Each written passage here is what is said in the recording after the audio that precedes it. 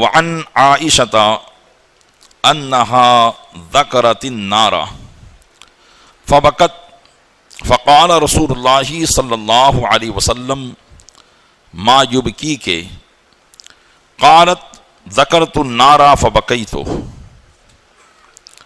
حضرت ام المومنین عائشہ صدیقہ رضی اللہ تعالیٰ عنہا سے روایت ہے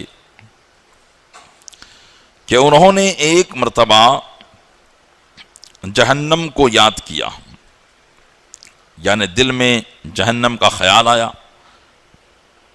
کہ اللہ تبارک و تعالی اپنے گناہگار بندوں کو جہنم میں ڈالے گا،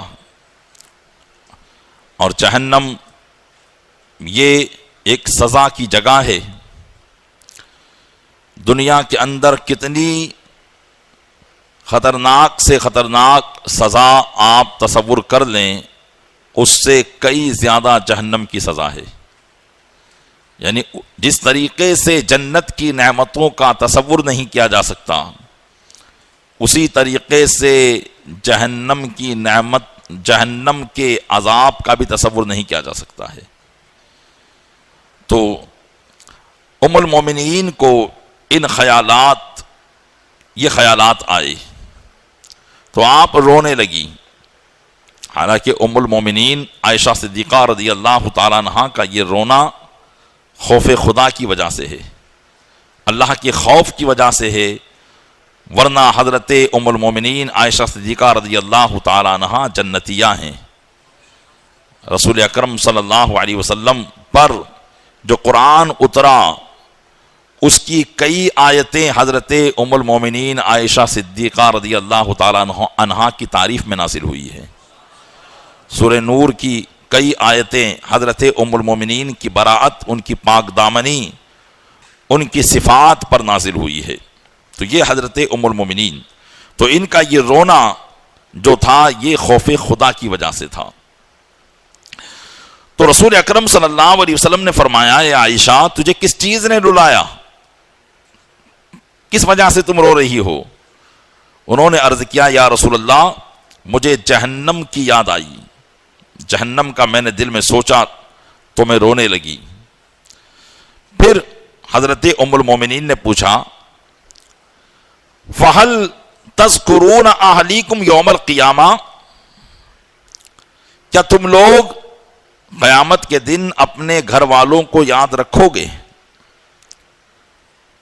ام المومنین کا یہ سوال آقا صلی اللہ علیہ وسلم سے کہ کیا تم لوگ قیامت کے دن اپنے گھر والوں کو یاد رکھو گے؟ فقال رسول اللہ صلی اللہ علیہ وسلم، اما فی ثلاثۃ مواطن فلا یذکر احد احدا، فرمایا تین جگہ ایسی ہیں، قیامت کے دن تین مقامات ایسے ہوں گے جہاں کوئی کسی کو یاد نہیں رکھے گا، جہاں کوئی کسی کو یاد نہیں رکھے گا۔ یہاں ام المومنین کا رسول اکرم صلی اللہ علیہ وسلم سے یہ پوچھنا، کیا تم لوگ اپنے گھر والوں کو یاد رکھو گے، تو یہاں خود رسول اکرم صلی اللہ علیہ وسلم کے تعلق سے نہیں ہے، اس لیے کہ میرے آقا صلی اللہ تعالی علیہ وسلم کی تو وہ ذات ہے کہ وہ قیامت کے دن ساری امت کو یاد رکھیں گے اور ہر مقام پر یاد رکھیں گے، اور بالخصوص یہ جو تین مقام آگے بتائے جا رہے ہیں، ان تین مقام پر بالخصوص میرے آقا صلی اللہ علیہ وسلم کا پتہ ہوگا کہ قیامت کے دن وہ ان تین مقام پر پائے جائیں گے جہاں کوئی کسی کو یاد نہیں رکھے گا۔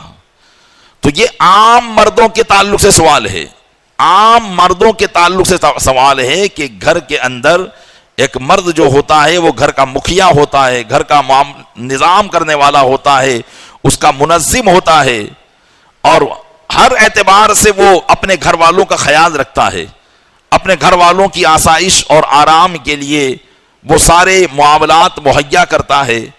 تو انہوں نے پوچھا کہ کیا یہ مرد قیامت کے دن اپنے گھر والوں کو یاد رکھیں گے؟ تو آقا علیہ السلام نے فرمایا کہ تین مقام ایسے ہیں کہ جہاں کوئی کسی کو یاد نہیں رکھے گا، نہ شوہر بیوی کو یاد رکھے گی، نہ بیوی شوہر کو، نہ باپ بیٹے کو، نہ بیٹا باپ کو۔ فرمایا عند المیزان، حتی یعلم ایخف میزانہ ام یثقل. فرمایا میزان عمل کے پاس جہاں آدمی کے اعمال نامے تل رہے ہوں گے، جہاں اس کے اعمال نامے تل رہے ہوں گے، وہاں یہ سمجھیے کہ اسے کوئی یاد نہ ہوگا جب تک نہ جان لے کہ اس کا وزن ہلکا ہے یا بھاری ہے. ہاں جب جان لے گا کہ ہاں میرا وزن ہلکا ہے تو پھر وہ دوسرے لوگوں کی بھی سفارش کرے گا، لیکن جب تک اس کو یہ معلوم نہیں ہو پائے گا اس وقت تک وہ خود خوف و خطر میں ہوگا. پھر فرمایا وعند الکتاب، اور نامہ اعمال ملنے کے وقت جب لوگوں کے نامہ اعمال ان کو مل رہے ہوں گے اس وقت حینا یقالو ہا اقرؤوا کتابیہ، اس وقت جب کہ یہ کہا جا رہا ہوگا لو اپنا نام اعمال پڑھ لو. جب اللہ کی طرف سے منادی یہ ندا کر رہا ہوگا کہ لو اپنا نام اعمال پڑھ لو، تو یہ دوسرا مقام ہے کہ جہاں کوئی کسی کو یاد نہیں کرے گا. حتی یعلم این یقع کتابہ افی یمینہ ام فی شمالہ من وراء ظہرہ، جب تک وہ یہ نہ جان لے کہ اس کا نام اعمال اس کے سیدھے ہاتھ میں آتا ہے یا الٹے ہاتھ میں آتا ہے یا پیٹھ کے پیچھے سے آتا ہے. جیسا کہ بتایا گیا کہ نام اعمال 3 طریقے سے ملیں گے، یا تو سیدھے ہاتھ میں آئے گا یا الٹے ہاتھ میں آئے گا یا پیٹھ کے پیچھے سے آئے گا. جس کے سیدھے ہاتھ میں آ گیا اس کے وارے نہیں آ رہے ہیں، اور جس کے الٹے ہاتھ میں نام اعمال چلا گیا وہ قیامت کے دن پھنس جائے گا. اور کافرین کا نام اعمال ان کی پسلی کو چاک کر کے پیٹھ کے پیچھے سے ان کا نام اعمال دیا جائے گا. آقا علیہ السلام نے فرمایا کہ یہ دوسرا مقام ہے. وعند الصراط اذا وضع بین ظہری جہنم، فرمایا اور پل صراط کے پاس، پل صراط کے پاس بھی کوئی کسی کو یاد نہیں کرے گا جبکہ پل صراط کو جہنم کی پیٹھ پر رکھا جائے گا، جہنم کے کنارے پر رکھا جائے گا، کیونکہ جنت میں جانے کا قیامت کے میدان سے یہی راستہ ہوگا، اور جس کو بھی جنت میں جانا ہے وہ اسی راستے سے گزرے گا، اس کے بغیر کوئی چارہ ہی نہیں ہے. لہذا ہر ایک کے گزرنے کی کیفیت الگ الگ ہوگی، انشاءاللہ جہاں پل صراط کا بیان ہوگا وہاں ذکر کروں گا. تو یہاں یہ عام لوگوں کا ذکر ہے. میرے آقا صلی اللہ علیہ وسلم تو وہ ہیں کہ حضرت انس رضی اللہ تعالیٰ عنہ نے ایک مرتبہ دریافت کیا تھا کہ یا رسول اللہ، کل بروز قیامت تو اولین اور آخرین ہوں گے، یعنی اتنی تعداد میں لوگ ہوں گے جو قیامت تک انسان دنیا میں آئے، جنات آئے، سب قیامت میں ہوں گے، پھر بھلا ہم آپ کو کیسے تلاش کریں گے؟ تو میرے آقا صلی اللہ علیہ وسلم نے فرمایا کہ انس، قیامت کے دن 3 مقام پر مجھے تلاش کرنا. فرمایا 3 مقام پر مجھے تلاش کرنا. یا تو میں میزان کے پاس ہوں گا، اگر میری امت کے نام اعمال تولے جا رہے ہوں گے، اور اگر کسی کا وزن کم ہوگا تو میں نیکیاں ڈال کر اس کے وزن کو بڑھا رہا ہوں گا. اور فرمایا کہ اگر وہاں نہ پاؤ تو پھر حوض کوثر پر تلاش کرنا کہ میری امت پیاس سے تڑپ رہی ہوگی اور میں انہیں حوض کوثر کے پانی سے سیراب کر رہا ہوں گا. اور تیسرا مقام ارشاد فرمایا کہ میری امت پل صراط سے گزر رہی ہوگی تو میں پل کے کنارے پر کھڑے ہو کر اللہ کی بارگاہ میں یہ دعا کر رہا ہوں گا، رب سلم امتی، رب سلم امتی، اے رب میری امت کو آسانی کے ساتھ گزار دے، سلامتی کے ساتھ گزار دے. پیارے اسلامی بھائیو، غور کریں کہ وہ ہمارے آقا صلی اللہ علیہ وسلم جنہوں نے پیدا ہوتے بھی ہمیں یاد کیا، اس دنیا سے رخصت ہوتے وقت بھی یاد کیا، اور دنیا سے رخصت ہونے کے بعد جب تک قبر میں رہیں گے یاد کرتے رہیں گے، اور قیامت میں بھی یاد کرتے رہیں گے. تو جو نبی ہمیں یاد کرتا رہتا ہے، امتی کو اسے کتنا یاد کرنا چاہیے. اور نبی کا یاد کرنا کیا ہے؟ نبی کو یاد کرنا یہ ہے کہ نبی کریم صلی اللہ علیہ وسلم کے نقش قدم پر چلا جائے، ان کی سنت پر چلا جائے، ان کے فرمان پر عمل کرنے کی کوشش کی جائے دل و جان سے، یہ نہیں کہ مجبور ہو کر کہ یار مسلمان ہیں تو کیا کریں، اس پر عمل کرنا پڑتا ہے، بلکہ اس لیے عمل کیا جائے کہ یہ میرے آقا کا فرمان ہے، یہ ان کا حکم ہے اور میں ان سے محبت کرتا ہوں، اور جو جس سے محبت کرتا ہے وہ اس کے حکم کو مانا کرتا ہے۔ لہٰذا اپنے آقا صلی اللہ علیہ وسلم کے فرمان پر عمل کریں، شریعت کی پابندی کریں تو اس لیے کریں کہ یہ میرے آقا صلی اللہ علیہ وسلم کو اللہ تعالیٰ نے یہ قانون بنایا ہے، اس لیے میں اس پر عمل کر رہا ہوں۔ تو یقیناً یہ محبت اللہ نے چاہا تو قیامت کے دن سرکار دو عالم صلی اللہ علیہ وسلم کی بخشش کا، ہمارے لیے آقا کی سفارش کا ذریعہ بن جائے گی اور ہماری بخشش کا ذریعہ بن جائے گی۔ اس طریقے سے آپ اپنے آقا صلی اللہ علیہ وسلم کو یاد کرنے کی عادت بنائیے۔ اعلیٰ حضرت رضی اللہ تعالیٰ عنہ فرماتے ہیں کہ جو نہ بھولا ہم غریبوں کو رضا، جو نہ بھولا ہم غریبوں کو رضا، یاد اس کی اپنی عادت کیجئے، اپنی عادت بنا لیجئے، ہر وقت اپنے آقا کو یاد رکھیے، تو انشاءاللہ تبارک و تعالی بہت سے گناہوں سے ہم ان کی یاد ہی سے محفوظ ہو جائیں گے۔ اللہ تبارک و تعالی صحیح معنوں میں ہمیں آقا صلی اللہ علیہ وسلم کا تذکرہ کرنے کی توفیق عطا فرمائے۔ ان عائشہ قالت جاء رجل فقعد بین یدی رسول اللہ صلی اللہ علیہ وسلم فقال یا رسول اللہ علیک الصلاۃ والسلام ان لی مملوکین یکذبوننی ویخونوننی ویعصوننی واشتموہم واضربوہم فکیف انا منہم۔ ام المومنین عائشہ صدیقہ کہتی ہیں کہ ایک مرتبہ رسول اکرم صلی اللہ علیہ وسلم کی بارگاہ میں ایک شخص آیا اور آپ کی بارگاہ میں بیٹھ گیا اور عرض کرنے لگا کہ یا رسول اللہ میرے کچھ غلام ہیں جو مجھ سے جھوٹ بھی بولتے ہیں، میرے ساتھ خیانت بھی کرتے ہیں اور میری نافرمانی بھی کرتے ہیں، تو جب وہ میرے ساتھ خیانت کرتے ہیں، میرے ساتھ جھوٹ بولتے ہیں، میری نافرمانی کرتے ہیں تو میں ان کو گالیاں دیتا ہوں، میں ان کو مارتا ہوں، فکیف انا منہم، تو ان سے میرا معاملہ کیسا ہوگا؟ یعنی کیا قیامت کے دن میرا اس معاملے میں بھی حساب و کتاب ہے کہ میں ان کو گالیاں دیتا ہوں، ان کو مارتا ہوں کیونکہ وہ میری نافرمانی کرتے ہیں، اس پر واجب ہے کہ وہ میری فرما برداری کرے؟ کیونکہ جو غلام ہوا کرتے تھے اس پر اپنے آقا کا کہنا ماننا فرض ہوا کرتا تھا، جبکہ وہ کسی ناجائز کام کا حکم نہ دے، کیونکہ وہ اس کا زر خرید غلام ہوا کرتا تھا۔ تو میں اس کو ان جرموں کی سزا دیتا ہوں۔ فقال رسول اللہ صلی اللہ علیہ وسلم اذا کان یوم القیامت یحسب ما خانوک وعصوک وکذبوک وعقابک ایاہم فإن کان عقابک ایاہم بقدر ذنوبہم کان کفافا لا لک ولا علیک۔ سرکار دو عالم صلی اللہ علیہ وسلم نے فرمایا کہ جب قیامت کا دن ہوگا تو ان کا تیری خیانت کرنا اور تیری نافرمانی کرنا ان کا اور تجھ سے جھوٹ بولنا، ان کا حساب کیا جائے گا تیرے ان کو سزا دینے کے ساتھ کہ انہوں نے جتنی غلطی کی کیا تیری سزا اتنی ہی تھی؟ فرمایا فَإِن كَانَ عِقَابُكَ، پس اگر تیرا ان کو سزا دینا ان کی غلطی کے برابر تھا تب تو یہ ادلا بدلا ہو جائے گا، یہ ادلا بدلا ہو جائے گا، برابر ہو جائے گا، نہ تو تیرے موافق میں ہوگا نہ تیرے خلاف ہوگا۔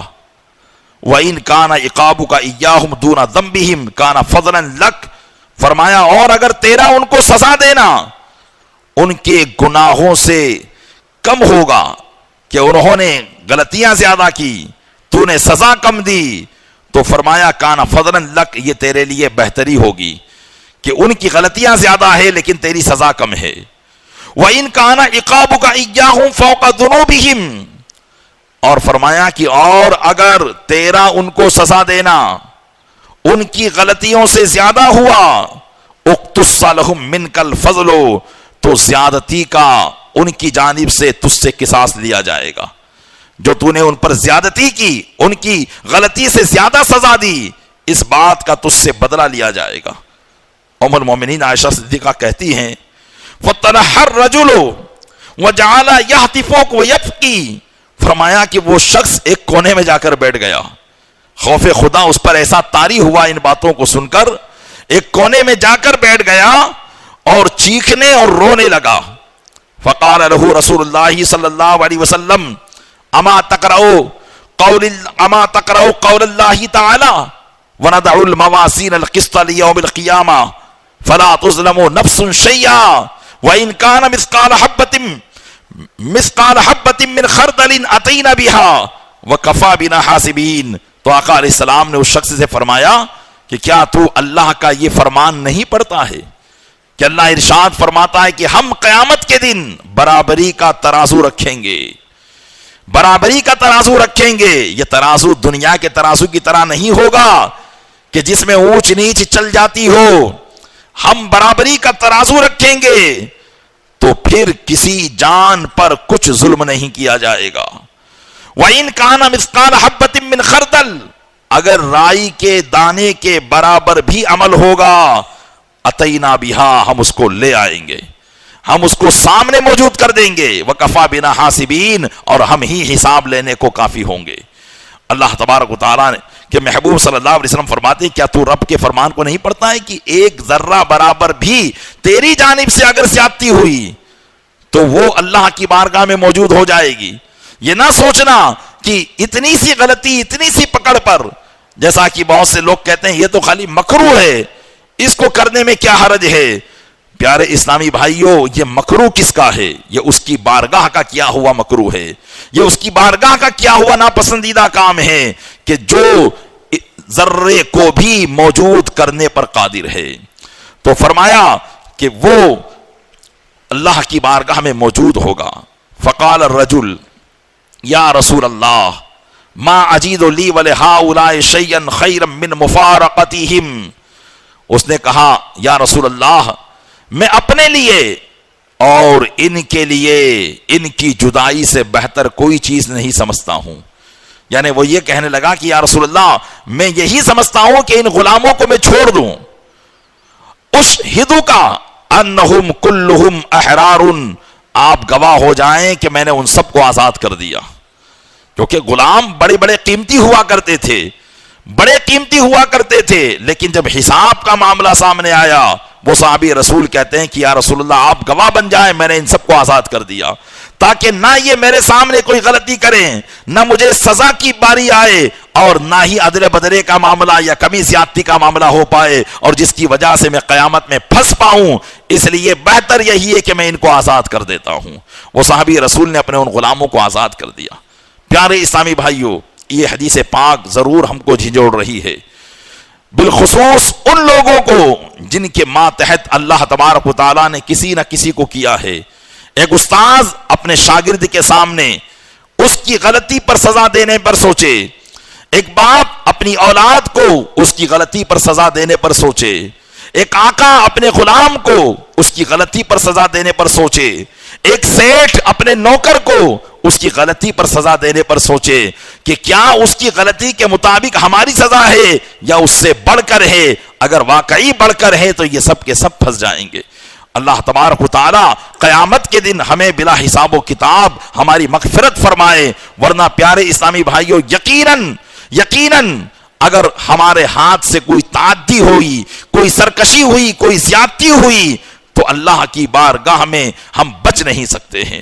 اس لیے ہر آدمی اپنے ماتحت پر اللہ نے اگر اس کو قابو دیا ہے تو وہ کسی کو سزا دینے میں، کسی کو گالی دینے میں، کسی کو تکلیف پہنچانے میں 10 مرتبہ سوچے.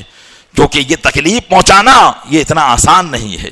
ہم نے کسی کو دل دکھا دیا، ہم نے کسی کو مار دیا، ہم نے کسی کو گالی گلوچ کر دی، ہمارا مرتبہ ہے کوئی ہم کو کچھ نہیں کہے گا، دنیا میں کوئی کچھ نہیں کہہ سکتا ہے. لیکن پیارے اسلامی بھائیوں، ایک دن ایسا ہے کہ جہاں بڑوں کی حالت خراب ہوگی اور اللہ عز و جل کی بارگاہ میں وہ مجرمین کی شکل میں ہوں گے. قرآن کریم فرماتا ہے فَمَنْ يَعْمَلْ مِثْقَالَ ذَرَّةٍ خَيْرًا يَرَهُ وَمَنْ يَعْمَلْ مِثْقَالَ ذَرَّةٍ شَرًّا يَرَهُ، کہ ذرہ برابر جس نے کوئی نیک کام کیا ہوگا تو قیامت کے دن اسے دیکھ لے گا، اور ذرہ برابر کسی نے اگر کوئی برا کام کیا ہوگا تو قیامت کے دن دیکھ لے گا.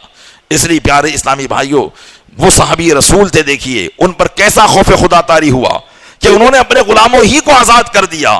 اس لیے ہم بھی ان معاملات میں بہت آسانی کو اختیار کریں, بہت آسانی کو اختیار کریں. اگر ہم گھر کے حاکم ہیں, مکھیا ہیں, تو کسی کو ہمارے گھر میں تکلیف نہ پہنچے. بہت سے مرد وہ ہوا کرتے ہیں جو اپنی بیوی کو بلا وجہ مانا کرتے ہیں, یا اگر کوئی غلطی ہو جاتی ہے تو بہت زیادہ سزائیں دیا کرتے ہیں. وہ بھی سوچیں کہ ہر آدمی اپنے گھر کا حاکم ہے اور اس کے ماتحت گھر کے رہنے والے اس کی رعایا ہے. یہ یقیناً کل قیامت کے دن اللہ کی بارگاہ میں پیشی ہوگی, تو یہ یقیناً اپنا حق اللہ کی بارگاہ میں ہم سے لے لیں گے. اس لیے کوشش کریں کہ ہمارے ہاتھ سے کسی پر کوئی ظلم نہ ہونے پائے. اللہ تبارک و تعالی ہمیں ظلم سے محفوظ فرمائے. حضرت ام المومنین ہی سے ایک اور روایت کہتی ہیں, سمعت رسول اللہ صلی اللہ علیہ وسلم یقول فی بعد صلاتہ اللہم حاسبنی حسابا یسیرا. کہتی ہیں کہ میں رسول اللہ صلی اللہ علیہ وسلم کو بعض نمازوں میں یہ سنا کرتی کہ وہ یہ کہتے, یہ دعا کرتے, اے اللہ میرا حساب آسان فرما. قلت یا نبی اللہ مل حساب الیسیر. تو میں نے عرض کی کہ یا رسول اللہ یہ حساب یسیر کیا ہے؟ آپ اکثر اس دعا کرتے رہتے ہیں اللہم حاسبنی حسابا یسیرا. یہ حساب یسیر کیا ہے, آسان حساب کیا ہے؟ آقا علیہ السلام نے فرمایا ان ینظر فی کتابہ فیتجاوز عنہ انہ من نوقش الحساب یومئذ یا عائشہ حلقہ. ارشاد فرمایا کہ حساب یسیر یہ ہے کہ صرف بندے کو اس کا نام اعمال دکھا دیا جائے, یہ تیرا نام اعمال ہے, اور اس سے درگزر کر دیا جائے, اور جس سے پوچھ گچھ کر لی گئی اس دن اے عائشہ تو وہ ہلاک ہو جائے گا. تو حساب یسیر یہی ہے, حساب آسان یہی ہے کہ بس اللہ کی بارگاہ میں پیشی ہو, نام اعمال بکھایا جائے, بندہ اقرار کرے اور اللہ تعالیٰ معاف فرما دے. یہ ہے حساب یسیر. میرے آقا صلی اللہ علیہ وسلم کا حساب نہیں ہوگا. آپ کا یہ دعا کرنا اپنی امت کی تعلیم کے لیے ہے کہ میری امت یہ دعا کرتی رہے. میرے آقا صلی اللہ علیہ وسلم گناہوں سے معصوم ہیں, سید المعصومین ہیں, ان سے گناہ سرزد ہونا یہ محال ہے, امپوسیبل ہے, گناہ ہو ہی نہیں سکتا ہے ان سے. تو پھر حساب کیسا؟ وہ تو خود اپنے غلاموں کا حساب لیں گے اپنے رب عز و جل کے کہنے پر. لہذا اللہ کے محبوب کی یہ دعا ہماری تعلیم کے لیے ہے. تو ہمیں جس طریقے سے ہم اپنے گناہوں کی مغفرت کے لیے دعا کرتے ہیں, اپنے حساب کے آسان ہونے کے لیے بھی دعا کریں. اللہ تبارک و تعالیٰ اپنے محبوب صلی اللہ علیہ وسلم کے صدقے میں ہمیں ان باتوں پر عمل کرنے کی توفیق عطا فرمائے. آمین بجاہ النبی الامین صلی اللہ تعالیٰ علیہ وآلہ واصحابہ التسلیم.